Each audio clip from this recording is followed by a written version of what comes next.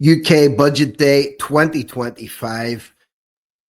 A lot of losers in this budget and a few winners as well.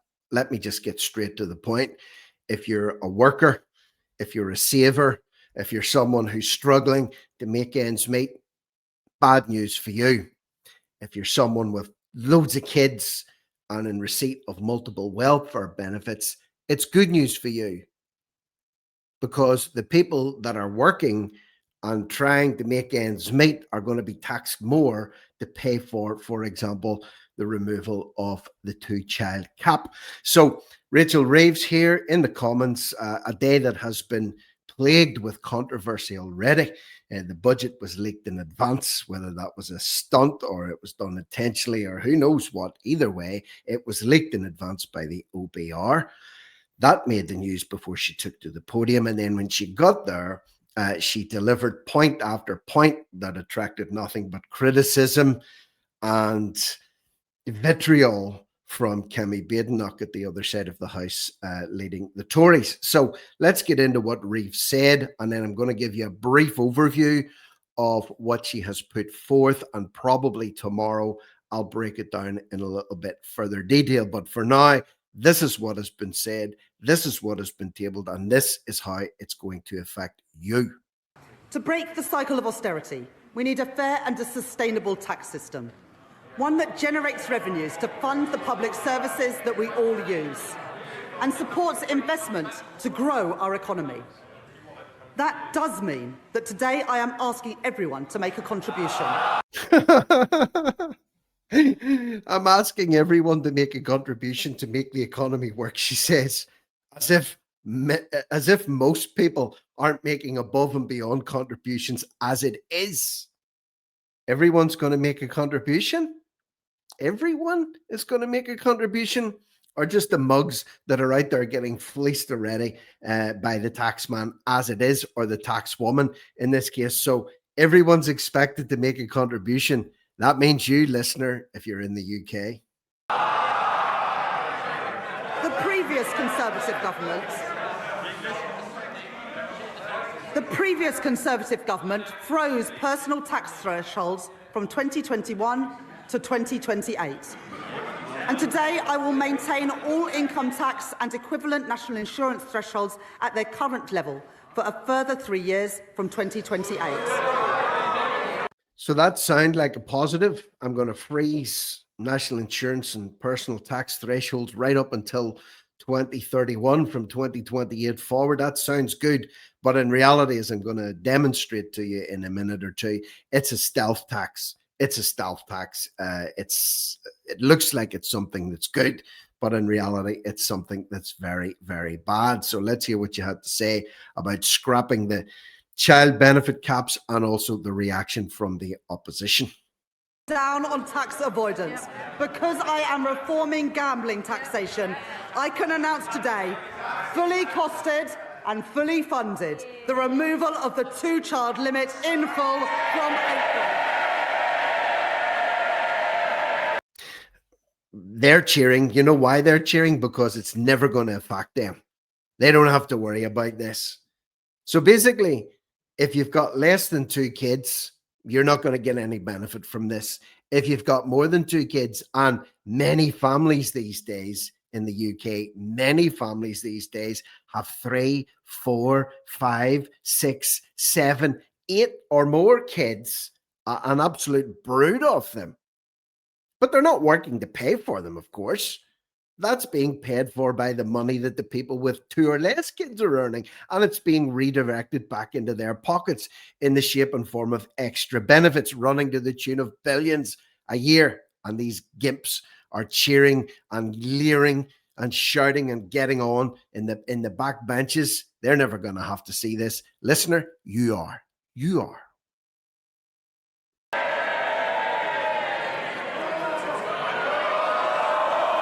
Yeah, any wonder she took a drink of water. Look at her. We on this side of the house. It's amazing what people get so angry about, and we've seen their true colours today.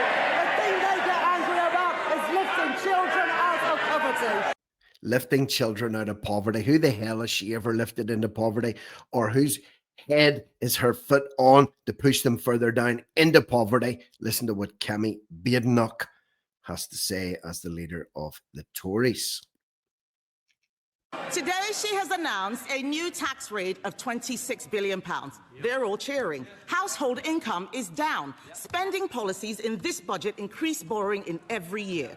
That smorgasbord of misery we just heard from her can be summed up in one sentence. Labour are hiking taxes to pay for welfare. Bottom line, that's the bottom line. Labour are hiking taxes to pay for extra welfare benefits. It's as simple as that. And as she described it, a smorgasbord of misery and woe. Well said, Kemi. That's whoever wrote that line for you deserves a pat in the back. It's like something I would come out with. I'd be a good script writer for this sort of business, don't you think? Is a budget for Benefit Street, Madam Deputy Speaker, paid for by working people. This budget increases benefits for 560,000 families by an average of £5,000. They are hiking taxes on workers, pensioners and savers to pay for handouts to keep their backbenchers quiet.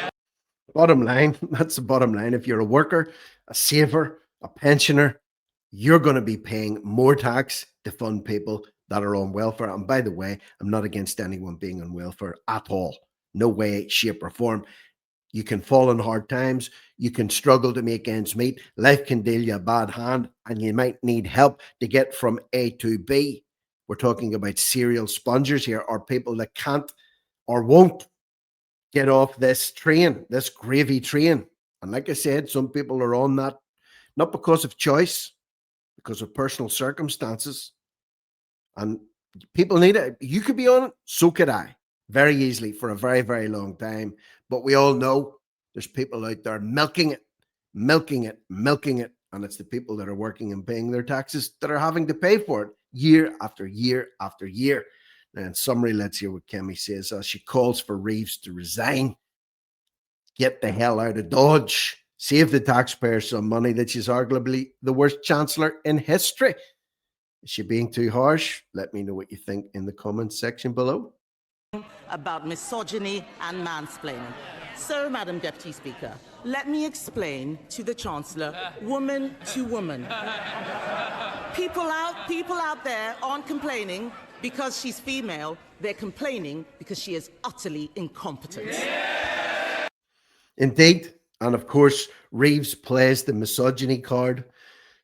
To cover up for her incompetence. And she's also a barefaced liar as well. She claims she was an economist in the Bank of England. She wasn't. She was a who knows what. Rachel from Accounts is her nickname. She lied on her CV to get the position, saying she was an economist in the Bank of England. She hasn't a clue about the economy. Hasn't got a clue. And then when she's attacked about it or questioned about it, oh, leave me alone, I'm a woman. Well, as Badenoch has said, one woman to another, don't use that as an excuse. You're just incompetent. Real equality means being held to the same standard as everyone else. It means being judged on results. Take her bright idea, the Office for Value for Money. It's been closed down because it didn't save a penny. In fact, it cost the taxpayer £1.6 million. You couldn't make this stuff up. So the Office for Value for Money, for example, 1.6 million cost the taxpayer, didn't save a penny. I'm having difficulty believing that people are this bad. They're this bad. This is just trolling. It's gaslighting on orders of magnitude like we've never seen before. And yet there they are, laughing and getting on. Madam Deputy Speaker, I've identified a way to save taxpayers huge amounts of money by sacking just one person, the woman sitting opposite. So there you go. Do you agree with Badenoch? Or is she being a little bit too harsh on Rachel from Accounts, which is effectively what she is, worst chancellor in history? In summary, just very briefly in summary, income tax, national insurance, Reeves freezes income tax in NI for 3 years from 2028. She said this will affect working people. Sounds good, doesn't it? But no, it will affect working people. And the comment on this one is that effectively this is a tax raid done by the back door, a stealth tax. It is less noticeable and controversial than increases in the headline rate, but millions of people will pay more tax as they're dragged into higher bands. So this is a budget for the workers to pay for more welfare. It's as simple as that. It is as simple as that. Property and council tax, people that are owning homes. Basic high rate of tax on property, dividends, and savings income will go up by 2 percentage points. Again, punishing people that save, people that put money aside for a rainy day, people that put money aside for emergencies, people that put money aside for their retirement or to pay for care in their retirement. They're going to be hit as well. There'll be a high value council tax surcharge also. Bigger value houses paying more money, and that's what Labour are punting out there. Oh, don't worry, if the working people are paying more, the most people earning the most will pay more still, as if that matters to you or I. I don't really care what the guy earning 5 million a year is paying. I care about what I'm paying when I have to stump up and pay my taxes. What about you, listener? What about you?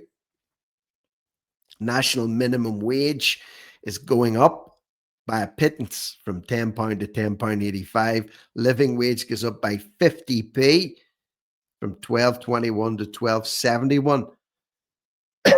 Better than nothing, yeah, but have you tried doing any shopping recently? Have you tried putting petrol in the car, taxing the car, paying your council tax?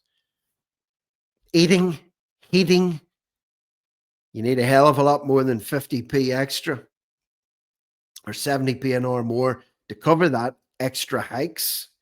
Tobacco and alcohol duty continues to rise.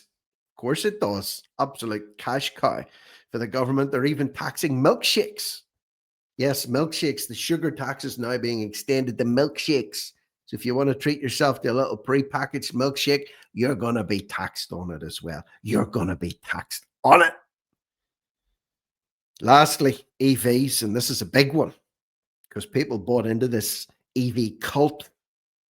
Many of them did on the basis, oh, we're going to save a lot of money. We're not going to pay tax on it. We're going to save on, it's cheaper to top up with electricity than it is to fill up at the pump. It's good for the planet. Well, as expected, new excise duties on EVs and cars payable alongside the vehicle excise duty at 3p a mile. So you're going to be taxed per mile. Pay to drive on top of your road tax and everything else, and the tax that you're going to pay on the electricity that you use to put your electric in your car in the first place. It's tax. Unreal. And bolted on at the bottom there'll be a few quid in it for secondary school libraries, an extra 5 million quid, and 18 million to upgrade school playgrounds because they're in an absolute right old state at the minute. So anyway, that's a little review of the budget, UK budget 2025. What do you think? Are you happy? Or has it kicked you where it hurts the most? And no, not that place, your wallet. No more place to be kicked that will cause pain like being kicked in the wallet. So anyway, tell me what you think below. Is this going to affect you? Is it not? Do you care? Do you not? Or are you absolutely livid? Leave me a comment, share this video out, especially if your friends are saying, what does it all mean? What does it all mean? What does this mean for me? You tell them what it means for them. Subscribe to the channel if you haven't already done so. I'm Rick Munn. This is No Risk, No Reward Media. Over and out.